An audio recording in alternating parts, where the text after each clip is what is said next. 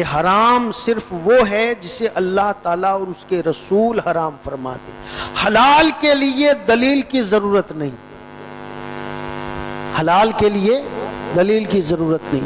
کوئی آدمی کسی حلال چیز کو کھانا چاہے تو اب اس کے لیے یہ جاننا ضروری نہیں کہ اس کا نام لے کر قرآن یا حدیث میں فرمایا گیا کہ یہ فلاں چیز حلال ہے.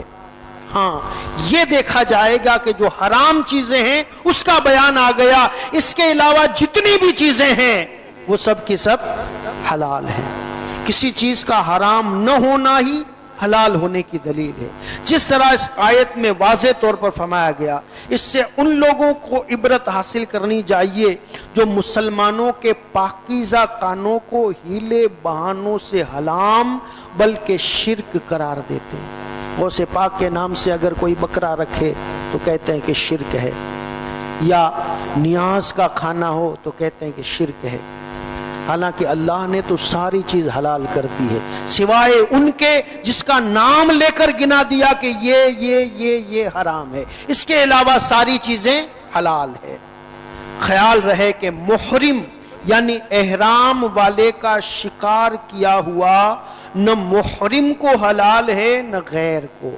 احرام کی حالت میں شکار کرنا حرام ہے، اور احرام کی حالت میں جو شکار کیا گیا اس شکار کا گوشت نہ تو وہ احرام والا کھا سکتا ہے نہ اس کے علاوہ کوئی اور کھا سکتا ہے. احرام خواہ حج کا ہو یا عمرہ کا. اس صورت کے آخر میں بھی احرام کے شکار کے مسائل کا بیان آئے گا. آیت نمبر 2، یا ایھا الذین آمنوا لا تحلوا شعائر اللہ. اے ایمان والو، اللہ کی نشانیاں حلال نہ ٹھہرا لو.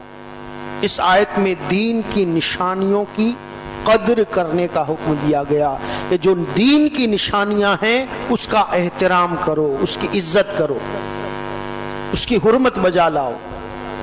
اللہ کی نشانیاں کیا ہیں؟ کعبہ شریف،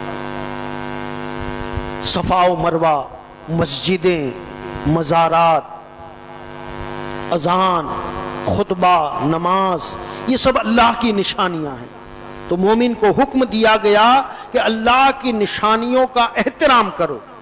وَمَن يُعَظِّمْ شَعَائِرَ اللَّهِ فَإِنَّهَا مِن تَقْوَى الْقُلُوبِ. اور جو اللہ کی نشانیوں کی تعظیم کرے تو یہ دلوں کا تقوی ہے.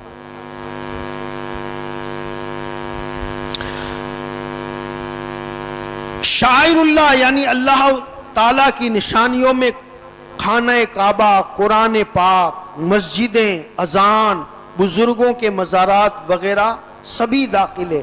بلکہ جس چیز کو اللہ کے مقبول بندوں سے نسبت ہو جائے وہ بھی اللہ کی نشانی ہے.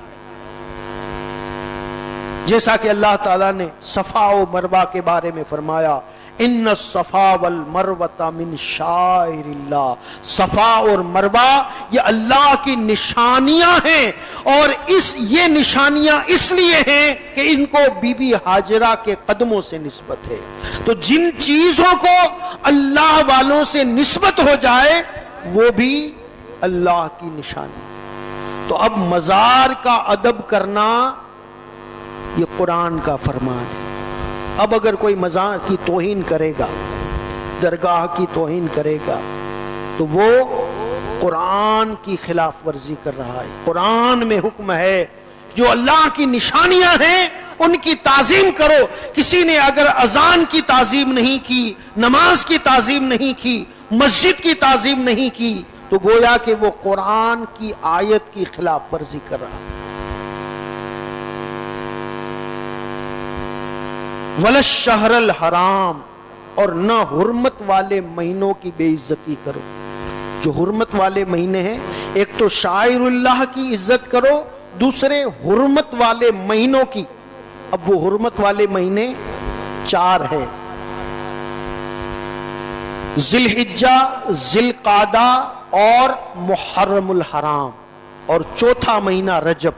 اسلام کے آنے سے پہلے بھی لوگ ان 4 مہینوں کی عزت کرتے تھے، اور اسلام کے آنے کے بعد حضور نے بھی ان کی عزت کو برقرار رکھا. قیامت تک یہ 4 مہینے عزت